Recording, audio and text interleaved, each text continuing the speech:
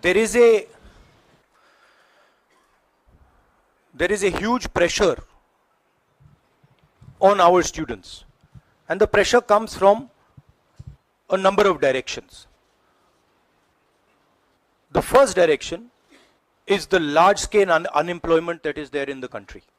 Everybody understands it, everybody knows it, and one of the reasons the government suffered in this election was that all youngsters believe that Mr. Modi is incapable of solving the employment problem. So that's the first thing. Second thing is there's huge pressure because of this, and there are very few avenues for students in all areas, right? So you've cut off the job avenue. Now you're cutting off the exam avenue. You're saying, you can take an exam, you can study, you can work as hard as you want. On the last date, we're going to tell you that the exam is cancelled. So, that avenue is also shut. You've shut avenues like Agniveer. You've shut avenues like the public sector. So the youth of India have nowhere to go. It doesn't matter whether you're an IIT graduate, IIT student, or you're trying to join the army. The youngsters in India simply have no way through. And it's not just an educational crisis.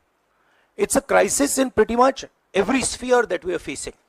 Now, before the elections, it was very clear that there was massive control of the media, massive control of the other institutions, so people were quiet.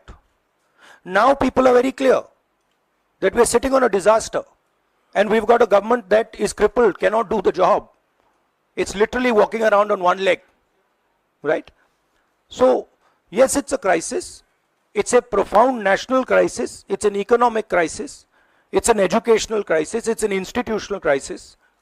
So, but I don't see any response. I don't even see the capability of a response, right? So, हाँ नहीं 1 second. Bihar का भैया हमने कहा है कि inquiry होनी चाहिए, और जो भी जिन्होंने भी पेपर लीक कराया है उनके खिलाफ कार्रवाई होनी चाहिए.